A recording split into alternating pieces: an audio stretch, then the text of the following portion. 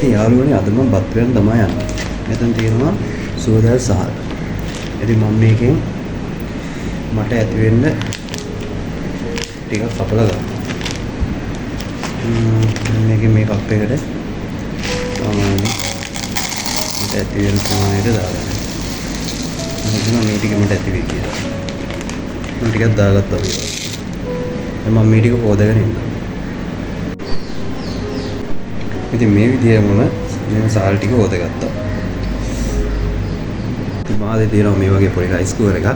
ඉතින් මම මේකෙන් දැන් බත් එක උයා ගන්න තමයි යන්නේ. ඉතින් මම මේකට මම හොදගත්ත සහල් ටික මේක දානවා. දාලා මේ විදිහ දාලා මේකට දැන් වතුර එකතු කරගන්න ඕනේ. ඉතින් මම දැන් මේකට වතුර එකතු කරගන්න යන්නේ. මම වතුර කොප්ප භාගයක් විතර මේකට එකතු කරගන්නවා. මම හිතනවා මේ ටික ඇති වෙයි කියලා. බලමු ඇකිල්ල තියලා. මම හිතන්නේ ඇති වෙයි මේ ටික කියලා.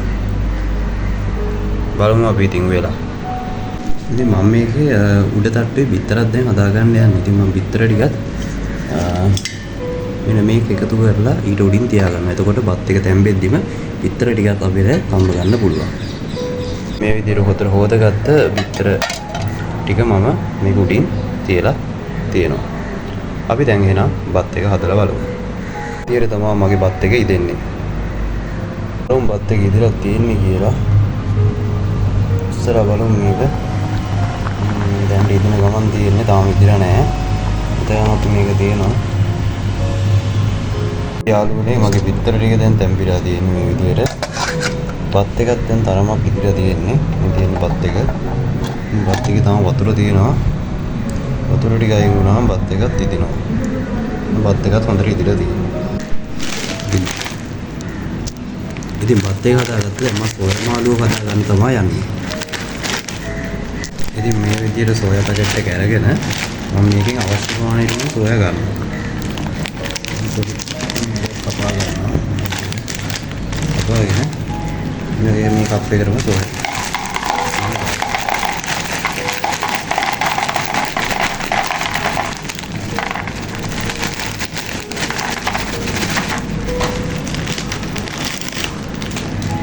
මම පොඩි ප්‍රමාණයේ සෝයා ගත්තේ. මෙච්චර අතර පොඩි ප්‍රමාණයක් ගත්ත සෝයා.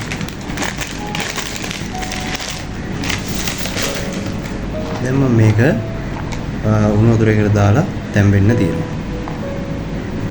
ඉතින් මේ සෝයා ටික මම උණු වතුරේකට එකතු කරගන්නවා.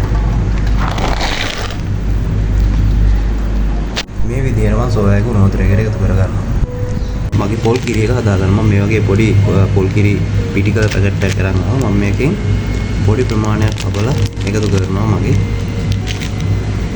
වාජනයේට.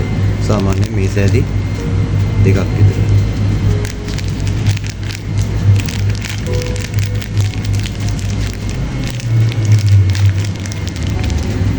මෙච්චරක් එකතු කරගන්න. ඉතුරු ටික මම තියාගන්නවා.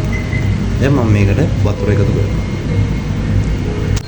ඊළඟට මම මේක හොඳට කලවම් කරගන්නවා. මේ එකතු කරගත්ත වතුර ටික හොඳට කලවම් කරගන්නවා මේ විදිහට. මේ විදිහට මම තම්බගත්ත සෝයා මීට් ටික දැන් මම මේ සෝයා මීට් ටික මගේ අර පොල් කිරියකට දැන් එකතු කරගන්නවා මේ විදිහට.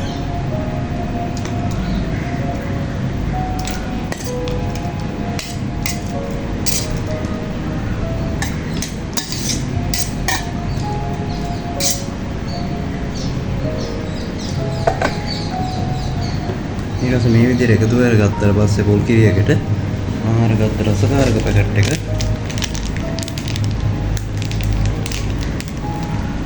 භාගයක් විතර මේකට දාගන්නවා. මේ විදිහට දාගන්නවා. භාගයක් දාගන්නවා. දැන් මම මේක හොඳට හැදි ගා ගන්නවා. හොඳට හැදි ගාගෙන මේක ආය මගේ පොඩි කුකර් එකකට දාලා මේ විස ගන්න තමයි යන්නේ. ඊට තමයි තියෙන්නේ මම හොයාගත්ත සෝයා මීට් එක. මේ තියෙන්නේ ඒක. දැන් අපි මේක ඉදෙන්න දෙමු. තියෙන්නේ මම හදාගත්ත සෝයා මිශ්‍රණය. මේ තියෙන්නේ මම හදාගත්ත බත් එක. ඉතින් ඔයාලට කලින් පෙන්නුවා වගේ මේ තියෙන්නේ මම හදාගත්ත බත් එක. ඉතින් අපි මේක රහ බලලා බලමු. ඔයාගමඩු බත් එක තියෙනවා. ගන්නලා කාලා බලමු.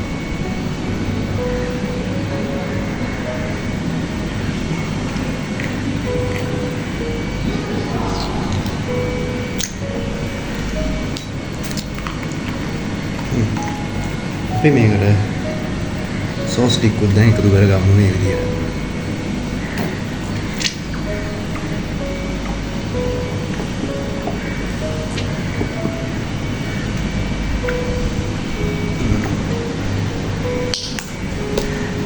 ඉතින් මේක තමයි මම හදාගත්ත බත් එක. දැන් අපි මේක කාලා බලමු.